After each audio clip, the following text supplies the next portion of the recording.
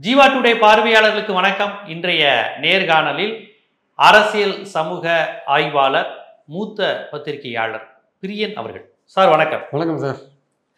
இந்த சட்டம் ஒழுங்கு தமிழ்நாட்டில் ஒரு சரியா இல்லை, சட்டம் ஒழுங்கு ரொம்ப கெட்டுப்போச்சு, யாருக்குமே பாதுகாப்பு இல்லை அப்படிங்கிற ஒரு விமர்சனம் எதிர்க்கட்சிகள் தரப்பில் இருந்து தொடர்ச்சியாக வந்துகிட்டு இருந்தது.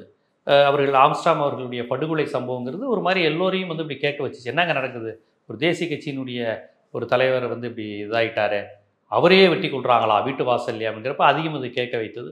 அண்ணாமலை போன்றவர்கள் இதை ரொம்ப கையில் எடுத்தாங்க. உடனடியாக சிபிஐக்கு இது பண்ணணும், சிபிஐ உடனே வேணும் அப்படிங்கிற மாதிரியான விசாரணைலாம் கேட்டாங்க.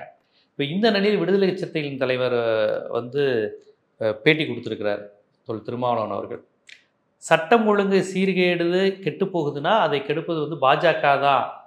ஏன்னா இந்த சம்பவம் நடந்த உடனேயே விசாரணை தொடங்குவதற்கு முன்பே சிபிஐ விசாரணை வேணும்னு கேட்குறீங்க. அப்புறம் இந்த கொலையில் தொடர்புடைய கொலையாளிகள் பலருக்கு பாஜக தொடர்பு இருப்பதா சந்தேகம் வருது, அது தொடர்பாக விசாரணை போயிட்டு இருக்கு, உடனே நீங்கள் இப்படிலாம் பேசிகிட்டு இருப்பதுங்கிறது ரொம்ப ஒரு சந்தேகத்தை ஏற்படுத்துது. சிபிஐ தேவையில்லை, சிபிஐ இங்கே இதுக்கு வரணும் அப்படிங்கிற மாதிரியான டோனில் அவர் ஒரு கருத்தை சொல்லியிருக்கார். நீங்கள் எப்படி பார்க்குறீங்க? இல்லை, இந்த ஆம்ஸ்ட்ராங்குடைய கொலை என்பது ஒரு அதிர்ச்சி தரத்தக்க ஒரு விஷயம்ன்றதுல எந்த விதமான சந்தேகமும் கிடையாது. அதுவும் தேசிய கட்சியுடைய மாநில தலைவராக இருந்திருக்காரு. அதனால் வந்து அது பெரிய ஒரு அதிர்வலைகளை வந்து ஒரு தமிழ்நாட்டு மக்கள் மத்தியில் ஏற்படுத்தியிருந்தது உண்மை. பட் அவர் அந்தளவுக்கு ஃபேமஸாக இருந்தார்னா அது அப்படி அந்த அளவுக்கு இல்லை. சென்னை மற்றும் சுற்றுப்புறங்களில் ஓரளவுக்கு ஒரு தெரிஞ்ச ஒரு மனிதராக இருந்தார். அந்த கட்சி கூட பகுஜன் சமாஜ் வந்து தமிழ்நாட்டில் செல்வாக்காக இருந்ததுன்னா அந்த அளவுக்கு செல்வாக்கு இல்லை. ஆம்ஸ்ட்ராங் இந்த மனிதருக்கு இருந்த ஒரு செல்வாக்கு அதுதான் அதிகமாக இருந்ததே தவிர பகுஜன் சமாஜ் பார்ட்டிக்கான செல்வாக்கு ஒன்றும் இங்கே அதிகமாக இல்லை. இவர் 2011 தேர்தலில் ஒரு ஸ்டாலின் எடுத்து போட்டி போட்ட போது கூட 4000 ஓட்டம் வந்து அவர் வாங்கினார் குளத்தூர் தொகுதியில். அதுக்கப்புறம் ஒரு போட்டியும் போடலை, யார் கூடயும் கூட்டணியும் சேர்ற மாதிரியான விஷயங்களும் அவர் பண்ணலை ஆக்சுவலாக. ஸோ அவர் ஒரு தனி ராஜ்யம். அவங்க பிஎஸ்பி தானே தீர்மானிக்கணும். அதான் அவங்க யார் கூடயும் கூட்டணி சேர்ற மாதிரி ஐடியா அவங்க அவங்க ஒரு தனி சாம்ராஜ்யம் மாதிரி நடத்தியிருந்தாங்க. ஆம்ஸ்ட்ராங்கை பொறுத்த மட்டும் 2 விதமான விஷயங்கள் அவர் பேரில் இருக்குது. ஒன்று நல்ல விதமாகவும் அவரை பற்றி பேசுகிறாங்க, கொஞ்சம் மோசமாக கட்டை பஞ்சாயத்து போன்ற விஷயங்களையும் அவர் பேர் அடிபட்டதை நம்ம பார்க்குறோம் நம்ம. ஸோ அந்த சூழலில் தான் இந்த மரணம் என்பது வந்து மக்கள் மத்தியில் வந்து ஒரு கலவையான ஒரு எண்ணங்களை தான் வந்து ஏற்படுத்தி இருக்கிறது ஆக்சுவலாக. அதாவது ஒரு அதிர்ச்சி என்னென்னா, இவரெல்லாம் ஒரு அரசியல் தலைவரையே கொலை பண்ணிட்டாங்கன்ற ஒரு அதிர்ச்சி. அப்புறம் அவருடைய வேறு பல ஆக்டிவிட்டிகள்லாம் பார்க்கும்போது ஒரு அனுதாபம் இருந்தால் கூட இந்த மாதிரி நேர்ந்து விட்டதே என்கிற ஒரு விஷயம் வந்து எல்லாருக்கிட்டையும் இருக்கிறது, ஒரு எண்ணம் இருக்கிறத நம்ம பார்க்குறோம் நம்ம. அதனால் இறந்து போயிட்டார் அவர். ஸோ அதை வந்து இந்த அரசியலாக்குற விஷயம் இருக்குது இல்லையா, நம்ம வந்து இன்வெஸ்டிகேஷன் நடக்கணும். அப்போ உடனே வந்து ஒரு 6-7 மணி நேரத்தில் வந்து ஒரு 8 பேரை வந்து அவங்க கைது பண்ணாங்க. சரண்டர் ஆனாங்களா கைது பண்ணாங்களா அதுலேயே பிரச்சனை இருக்குது. இருந்தாலுமே திருமாவளவன் என்ன சொன்னார்னா, சரண்டர் ஆனது ஒரு பக்கம் இருக்கட்டும், உண்மையான குற்றவாளிகளை கண்டுபிடிங்கள் தான் திருமாவளவனுடைய முதல் பேட்டியாக இருந்தது ஆக்சுவலாக.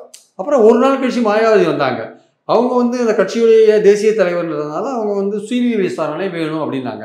அப்போ கூட இருந்த இவர் திருமாவளவனும் கிட்டத்தட்ட அதை ஒப்புக்கொள்கிற மாதிரி தான் ஒரு விஷயத்தை அவர் ஆமாம் சொல்கிற மாதிரியான ஒரு அந்த ரேஞ்சில் தான் அவருடைய நடவடிக்கை இருந்து நம்ம பார்த்தோம். நம்ம சிபிஐ வேணுன்ற மாதிரி தான் அப்படின்னா வந்து அவர் வெளிப்படையாக அதை சொல்லலையே தவிர மாயாவதி சொல்கிறதை ஏற்றுக்கொள்கிற மாதிரியான ஒரு பக்கத்தில் அந்த பேட்டி கொடுக்கும்போது இருக்கார் அவர் ஏற்றுக்கொள்கிற மாதிரியான ஒரு விஷயங்கள் தான் அப்போது அவருடைய செயல்கள்லேருந்து நம்ம பிரதிபலிச்சதை பார்த்தோம் நம்ம.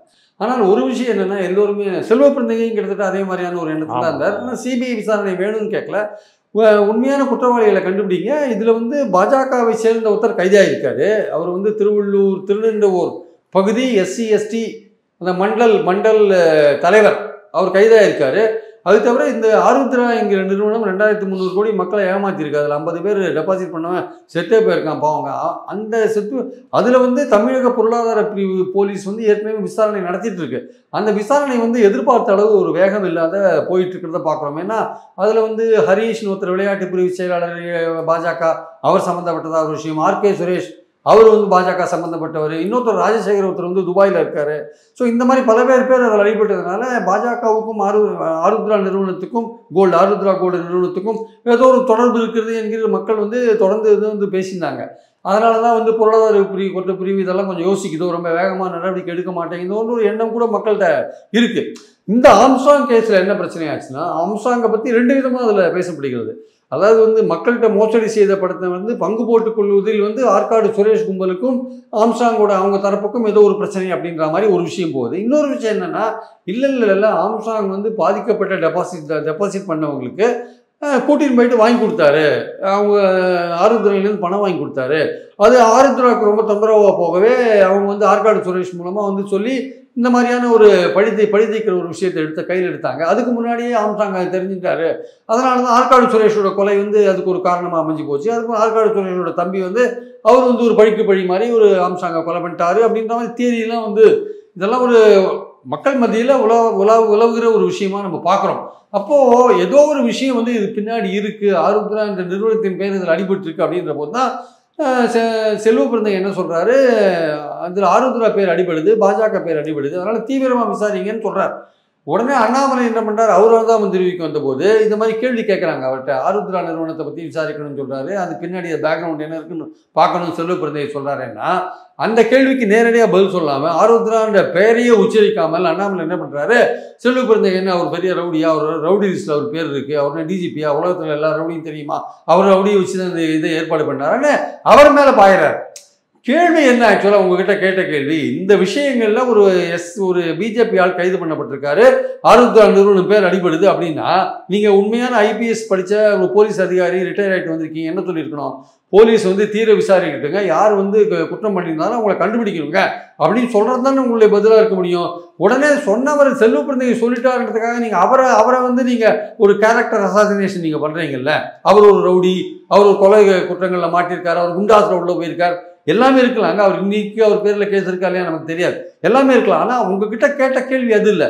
அப்போ நீங்கள் ஏன் ஆருத்ரா பற்றி பேசுறதுக்கு ஏன் தயங்குறீங்க? பல ஊழல்லாம் பற்றி பேசுறீங்கல்ல. 2400 கோடி மக்களுடைய பணத்தை கொள்ளடிச்சிட்டு ஒருத்தன் சுற்றிட்டு இருக்கான், ராஜசேகரன் ஒருத்தன் துபாயில் உட்காந்துருக்கான், அவன் அங்கேருந்து இங்கே டிரான்ஸ்ஃபர் பண்ண முடியல. மத்தியில் இருக்கிற ஹோம் அஃபேர்ஸ் டிபார்ட்மெண்ட்டும் எக்ஸ்டர்னல் அஃபேர்ஸ் டிபார்ட்மெண்ட்டும் அதுக்கு உரிய ஒத்துழைப்பு கொடுக்க மாட்டேங்கிறாங்கன்னு போலீஸில் நம்ம இன்ஃபார்மெல்லாம் நமக்கு சொல்கிறாங்க. சார், சென்ட்ரல் கவர்மெண்ட்டோடைய ஒத்துழைப்பு கிடைக்க மாட்டேங்குது, அந்த ராஜசேகரை வந்து இங்கே டிரான்ஸ்ஃபர் பண்ண முடியல இந்தியாவுக்கு அப்படின்னு சொல்கிறாங்க. அதை பற்றி நீங்கள் பதில் சொல்ல மாட்டேங்கிறீங்க. நீங்கள் வந்து கேள்வி கேட்டால் உடனே செல்வ பிறந்தைய ரவுடி அது திசை திருப்பது எந்த விதத்தில் நியாயம் சார்? நியாயமே கிடையாது. அப்போ வந்து நிச்சயமாக வந்து இந்த விஷயத்துல வந்து சிபிஐ விசாரணை வந்து அண்ணாமலை கேட்கறதுல எந்த விதமான ஒரு நியாயமும் இல்லை. அது வந்து நேர்மையான நோக்கத்தோடு கேட்கற மாதிரி எனக்கு தெரியல. ஏன்னா இந்த விஷயத்துல சிபிஐ பண்ணாங்கன்னா ஆருத்ராவுக்கும் பாஜகவுக்குள்ள நெருக்கம் நமக்கு தெரியும். அப்போ உண்மை எப்படி வெளில வரும்? உண்மை வெளில வராது. அப்போ சிபிஐ வேணும் எங்களுக்கு நம்பிக்கை, சிபிசிஐடியே போறோம்ன்றது தான் எங்களுடைய கருத்து. இப்போ நீட்டில் வந்து சிபிஐ விசாரணை பண்ணுது, அது முழு அளவு எல்லா விஷயத்தையும் கொண்டு வந்துடும் நீங்கள் நம்புறீங்களா? நிச்சயமா நான் நம்பலை சார். அது வந்து எவ்வளோ தூரம் வந்து எங்கெங்கே வந்து நீட்டு கொஸ்டின் பேப்பர் அவுட் ஆச்சு, எங்கெங்கே ஆள் மாறாட்டம் ஆச்சு. இப்போ 3 வருஷத்துக்கு முன்னாடி நடந்த ஆள் மாறாட்டத்துக்கு இன்னும் என்டிஏ பதில் சொல்லாத இருக்கா, மதுரை கோர்ட்டில் காரி தூக்குறாங்க. நீங்கள் எவ்வளோ இடத்துல நீங்கள் என்ன பண்ண போகிறீங்க? நீங்கள் சுப்ரீம் கோர்ட்டு இவங்க போயிட்டு ஏதோ ஒரு சின்ன பேக்கெட்டில் தான் நடந்திருக்குன்னு சொல்கிறீங்க. எப்படி நீங்கள் அதை சொல்கிறீங்க? அது குஜராத்தில் எவ்வளோ இடத்துல நடந்தது, பாட்னா மகாராஷ்டிராவில் எவ்வளோ நடந்தது, ஜார்க்கண்டில் எவ்வளோ நடந்தது, பீகாரில் எவ்வளோ நடந்தது, ஒட்டுமொத்தமாக 24 லட்சம் பேர் எழுதினாங்கன்னா எத்தனை லட்சம் பேருக்கு கொஸ்டின் பேப்பர் லீக் ஆச்சு உங்களால் ஃபிக்ஸ் பண்ண முடியுமா? கரெக்டாக சிபிஐ சொல்கிறத நம்ம நம்பணுமா? சிபிஐ உண்மையை சொல்லுமா? எவ்வளோ விஷயம் இருக்குது. அப்போ நீங்கள் சிபிசிஐடி மேலே உங்களுக்கு நம்பிக்கை இல்லைன்னா சிபிஐ மேலே மட்டும் எங்களுக்கு நம்பிக்கை எப்படி வரும்? ஜெயலலிதா கேட்ட மாதிரி தான் சிபிஐயில் வானத்துலேருந்து குதிச்சுதா? அதுவும் ஒரு இன்வெஸ்டிகேட்டிவ் ஏஜென்சி தானே. அதில் பாயிண்ட் என்னென்னா ஏதோ ஒரு இன்வெஸ்டிகேட்டிவ் ஏஜென்சியை நீங்கள் நம்பணும். ஆனால் இந்த விஷயத்தில் சிபிஐ விஷயம் இப்போ திருமாவளவன் நீங்கள் சொல்கிற மாதிரி ஆருத்ரா விஷயங்கள்லாம் சம்மந்தப்பட்டிருக்கிறதுனால சிபிஐ எந்த அளவுக்கு இதை பண்ணணும்னு தெரியாது. அதனால் சிபிஐ விஷயம் இந்த விஷயம் சிபிஐ என்கொயரி இந்த விஷயத்தில் அண்ணாமலை சொல்கிறது வந்து ஒரு குழப்பத்தை உண்டாக்குறதுக்கும் அது வேற ஒரு நோக்கத்துக்காகவும் சொல்கிற மாதிரி தான் என்னுடைய கருத்து ஆக்சுவலாக. அப்போ அவர் விடுதலை சிறுத்தைகளின் தலைவர் சொல்கிற கருத்து சரிதான், டெஃபினட்டாக சார். ஆனால் இந்த என்னுடைய கருத்து என்னென்னா, செல்வ பிறந்தையாகட்டும், இந்த பூவை ஜெகன்மூர்த்தி, இல்லை தலித் லீடர்கள், ஈவன் ரஞ்சித் உட்பட எல்லாருமே இந்த டெத்து உடனே ஏற்படுத்தின அந்த அதிர்ச்சி இருக்கு இல்லையா, அந்த அந்த பாதிப்பு இருக்கு இல்லையா, அது அந்த எமோஷனல் அது இயல்பான ஒரு விஷயம் தான். அதை நான் தவறுன்னு சொல்லவே மாட்டேன். அதில் பல விஷயங்கள் அவங்க பேசிட்டாங்க. ஏதோ தமிழ்நாட்டிலேயே தலித் தலைவர்களுக்கு பாதுகாப்பு இல்லை, சட்டம் ஒழுங்குலாம் கெட்டு போச்சு அப்படின்ட்டு. அது வந்து கொஞ்சம் ஒரு 2-3 நாள் கழிச்சு அவங்க நிதானமாக யோசிச்சிருந்தாங்கன்னா அவங்க வந்து இது எப்படிப்பட்ட கொலை, இதோட பேக் எல்லாரும் அவங்களுக்கும் தெரியும். திருமாவளவனுக்கோ இல்லை பூவை ஜெகன்மூர்த்திக்கோ இல்லை செல்வ பிறந்தைக்கோ இல்லை டைரக்டர் ரஞ்சித்துக்கோ இப்போ மக்கள் பேசுகிற எல்லா விஷயங்களும் அவங்களுக்கு தெரியாதே இருக்கும். இந்த பேக்ரவுண்ட் அவங்களுக்கும் தெரியும். ஆனால் அவங்க இமீடியட்டாக ரியாக்ட் பண்ணுறதுக்கு காரணம் என்னென்னா அந்த பாதிப்பு, அந்த அந்த மரணம் கொலை ஏற்படுத்திய ஒரு பாதிப்பு. அவங்க அவர் கூட எல்லாம் கொஞ்சம் நெருக்கமாக இருந்திருக்காங்க. அந்த இயல்பான ஒரு விஷயம், எமோஷனலான ஒரு விஷயம். எனக்கு அண்ணன் மாதிரி இருந்த அது ஒரு உறவினரை இழந்த வருத்தம், சோகம், அது நம்ம வந்து அதை அட்மிட் பண்ணணும் நம்ம.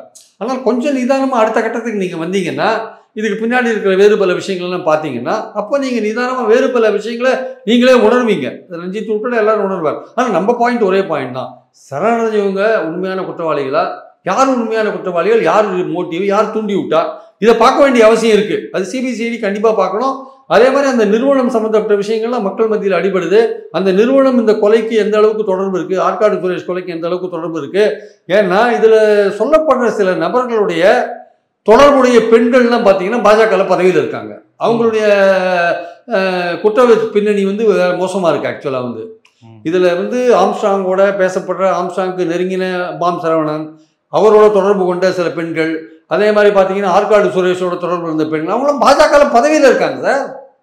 அவங்க எப்படி பதவியில் இருக்காங்க? அவங்க பாஜகவுடைய தொடர்பு இருக்குன்னா அப்போது என்ன அர்த்தம் அதுக்கு? ஆக்சுவலாக இதெல்லாம் வந்து பொது வெளியில் இருக்கிற விஷயங்கள் தான். அப்போது கம்ப்ளீட்டாக விசாரிக்க வேண்டிய அவசியம் இருக்குது. இப்போ சிபிஐ வந்து என்ன பண்ணுவாங்க? சார் பாஜகவில் சமூக விரோதிகள் அதிகமாயிட்டாங்க சார். அது தமிழிசை சொன்னது கரெக்ட் தான்.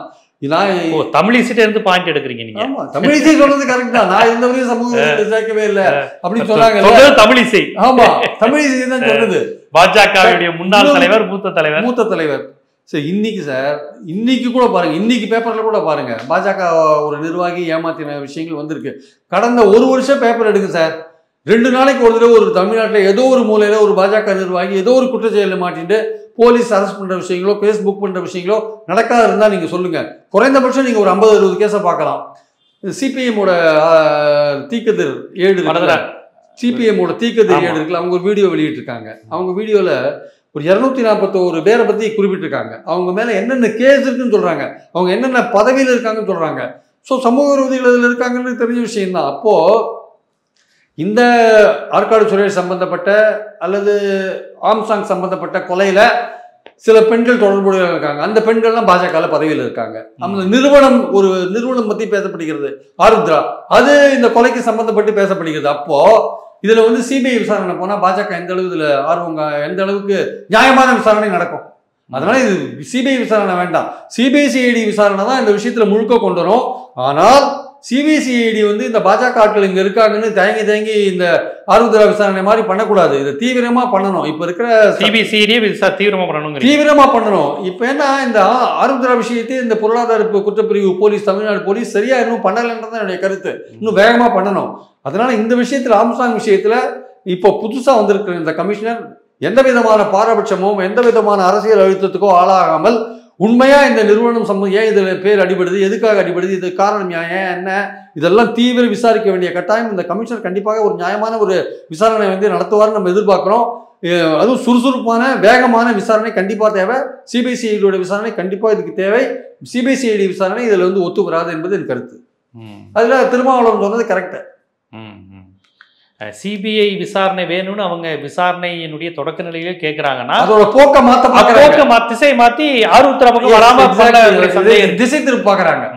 எப்படி வந்து செல்வ பிறந்தை பச்சை திசை மாத்தினாரோ அண்ணாமலை, அத மாதிரி திசை மாத்த பாக்குறாங்க. அப்ப அந்த அடிப்படையில் தான் சிபிஐ எதற்கு அப்படிங்கிற கேள்வியை ஒரு தமிழ்நாட்டில் சேர்ந்த ஒரு அரசியல் கட்சியாக திருமாவளவன் அதை எழுப்பியிருக்காரு. இதுல எதுக்குங்க நீங்க சிபிஐ கொண்டு வரும்போது எங்களுக்கு சந்தேகமா இருக்கு அப்படிங்கிற விஷயத்த, பின்னாடி இருக்கிற நிறுவனம் அது அதோட பேர் அடிபடுறதுனால இன்னும் அதோடைய ஒருத்தர் துபாயில உட்காந்துருக்காங்க, அவனை டிரான்ஸ்பர் பண்றதுக்கு இங்க முடியல, மத்திய அரசு ஒத்துழைக்கலன்னா இப்ப என்ன சார் அர்த்தம் அதுக்கு? தமிழ்நாடு பொருளாதார பிரிவு இன்னும் கொஞ்சம் வேகமா செய்யணும். இதுவரையும் வந்து இந்த விஷயத்துல வேகமா இல்லை. புதிய கமிஷனர் வந்து இந்த ஆம்ஸ்ட்ராங் கொலையில இந்த இன்வெஸ்டிகேஷனை இன்னும் வேகப்படுத்தி உண்மையான குற்றவாளிகளை கண்டுபிடிக்க வேண்டியது சிபிசிஐடியோட கடமை. நிச்சயமா இந்த கமிஷனர் செய்வார்னு நினைக்கிறேன். கண்டிப்பா. சட்டம் ஒழுங்கு இதை எப்படி அணுக வேண்டும்? இதை மாநில கட்சி versus தேசிய கட்சின்னு அணுகணுமா, இல்லை சிபிஐ வருவதே இங்கே ஒரு மாநில சுயாட்சிக்கான ஒரு கேள்விக்குறியாக இருக்குன்னா, சிபிஐ அமலாக்கத்துறையெல்லாம் எப்படி செயல்படுகிறது? பெரும்பாலும் மாநில கட்சிகளை ஒடுக்குவதற்கான ஒரு கருவியாக பயன்படுகிற ஒரு சூழலை கடந்த 8 ஆண்டுகளாக நம்ம பார்த்து வருகிறோம். இந்த நிலையில் தமிழ்நாட்டிற்குள்ளோ அல்லது வேற ஏதோ மாநிலத்துக்குள்ளோ ஏதோ நடந்துட்டா அதை பயன்படுத்தி ஒரு நடுவண் அரசு, ஒன்றிய அரசு ஒரு ஆதிக்கத்தை செலுத்த, ஒரு உள்ள புகுந்து அவர்களை ஒரு ஆட்டம் காண வைப்பதற்கு பயன்படுத்துகிறதோங்கிற ஐயம் வந்து வருது. அரசியல் நிறைய இருக்கு. ஒரு அரசியல் ரீதியான நோக்கத்தோட பயன்படுத்துவாங்கங்கிற ஒரு ஐயம் இருக்கு. ஆக்சுவலா கண்டிப்பா அந்த அடிப்படையில் தான் இதை அணுகணும். மற்றபடி குற்றவாளிகளுக்கு தண்டனை கிடைக்கணும்னா அது மாநில அரசு கட்டுப்பாட்டில் இருக்க காவல்துறையே போதுமானது. இந்த எஸ்பெஷலி இந்த கேஸ்ல வந்து மாநில அரசோட இன்வெஸ்டிகேட்டிங் ஏஜென்சி போதுமானது என்பது என் கருத்து. கண்டிப்பா இது குறித்து ரொம்ப விரிவாகவே நீங்க சொல்லியிருக்கீங்க. மிக்க நன்றி.